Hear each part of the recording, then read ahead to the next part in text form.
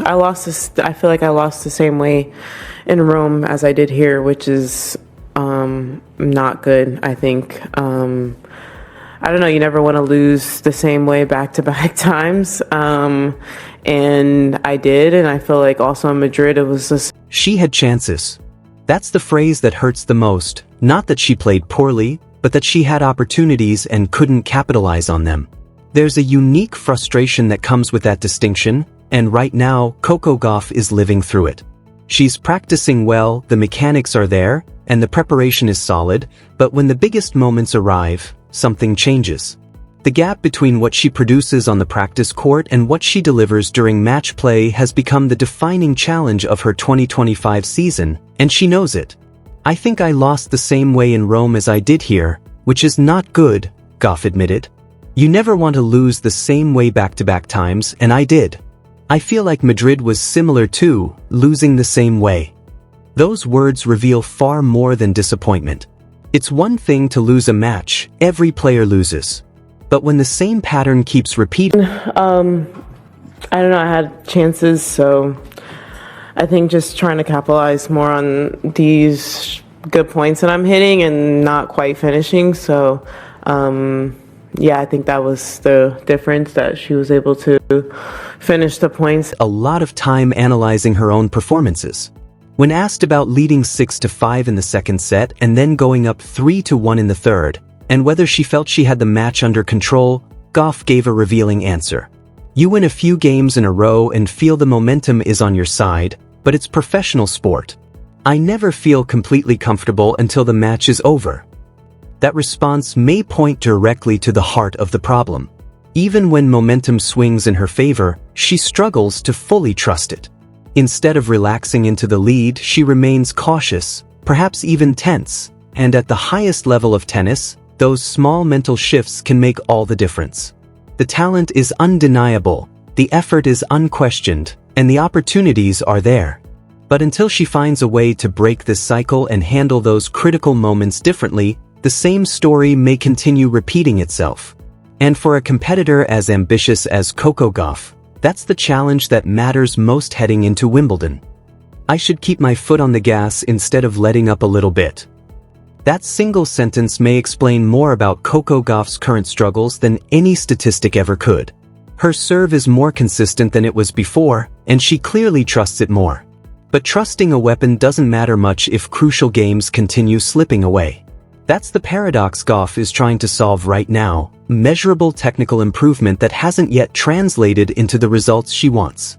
Against her opponent, she led 6-5 in the second set. The momentum was firmly on her side. She had fought back repeatedly, earned multiple breaks, and was playing some of her best tennis of the match. Then came the tiebreak, and by her own admission, it was a poor one. The collapse from a strong position into losing the set is exactly the kind of sequence that reveals where a player stands mentally under pressure. From inside a match, a lead can be deceptively dangerous. You're close enough to victory that your focus can shift from competing freely to protecting what you've already earned. Instead of staying aggressive, players often begin thinking about finishing the set, and that's when tension creeps in. Gauff recognized this herself. She admitted that when momentum swings in her favor, she sometimes eases off instead of continuing to apply pressure. That level of self-awareness is impressive, but awareness alone isn't enough.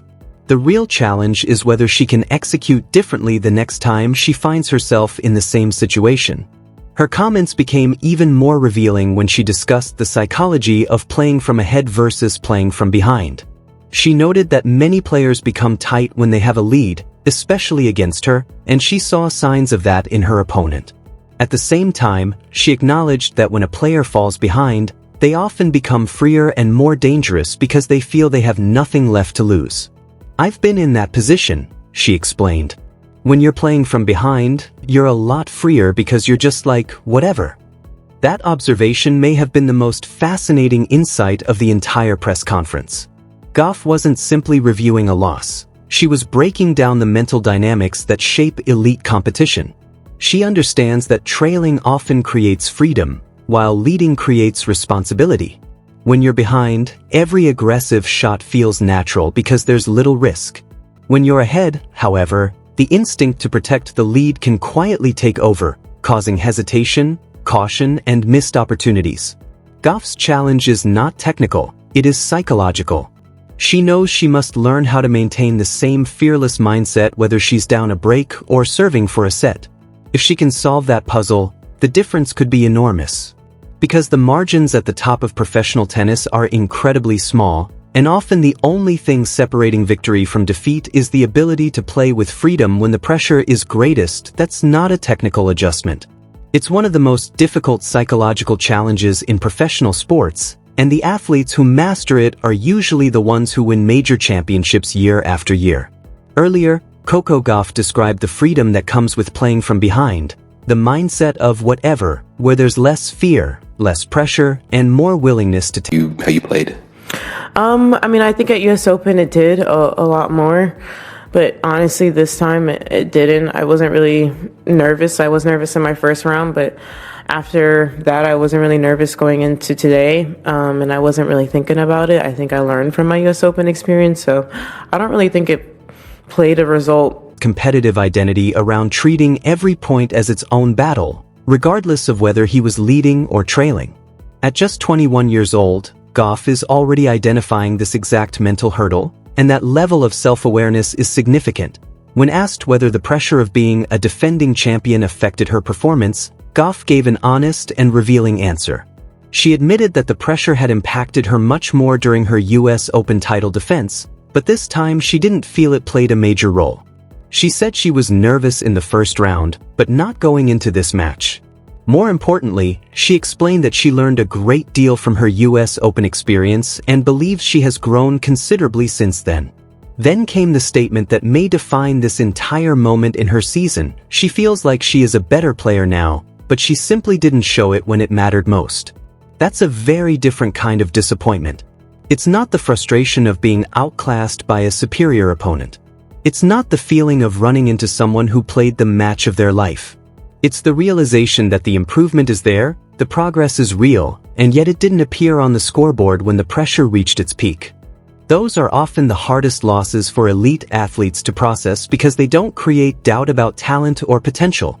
Instead, they raise questions about execution under pressure. And for Coco Gauff, that distinction matters enormously. She already knows what her highest level looks like because she has achieved it before. She captured the US Open title in 2023 at just 19 years old, becoming one of the youngest American women in the Open era to win a Grand Slam singles championship.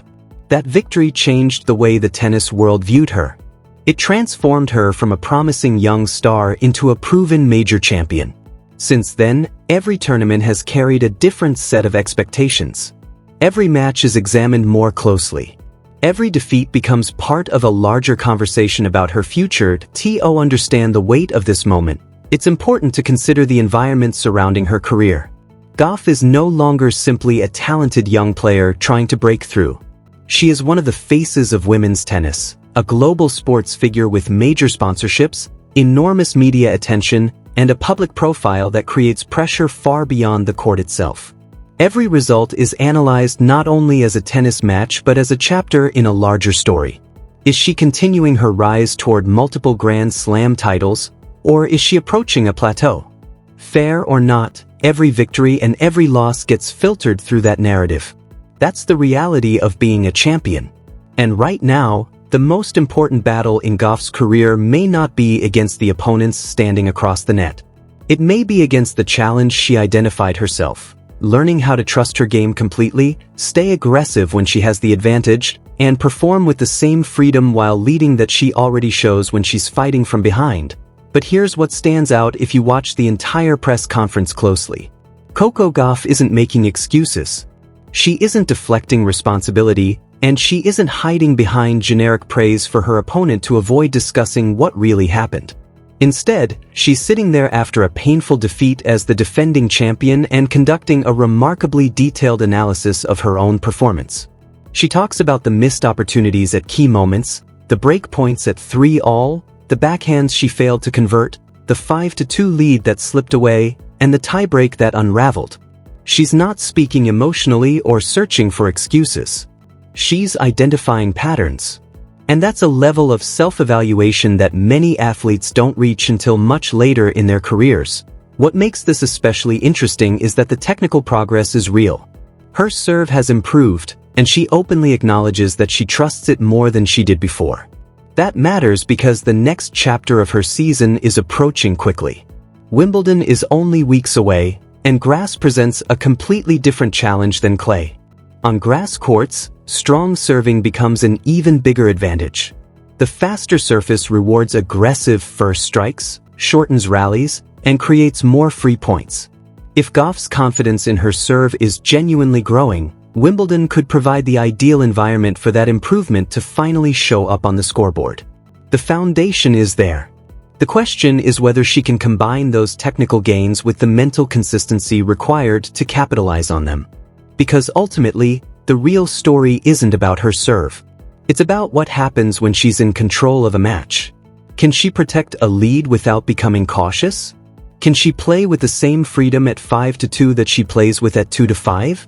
Can she remain aggressive when there's something to protect instead of something to chase? Those are the questions that will follow her into Wimbledon, and they aren't minor concerns. They strike at the very heart of championship tennis. The difference between winning major titles and falling just short often comes down to handling those exact moments. Every elite player can perform well when everything is flowing.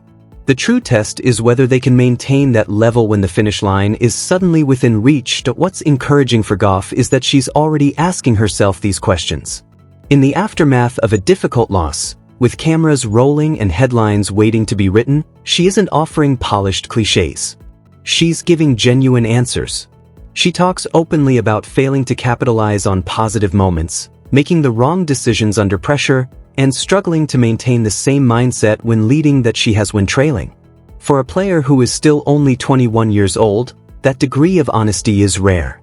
It suggests a level of maturity that many champions spend years developing. At the same time, it also highlights how seriously she views the issue.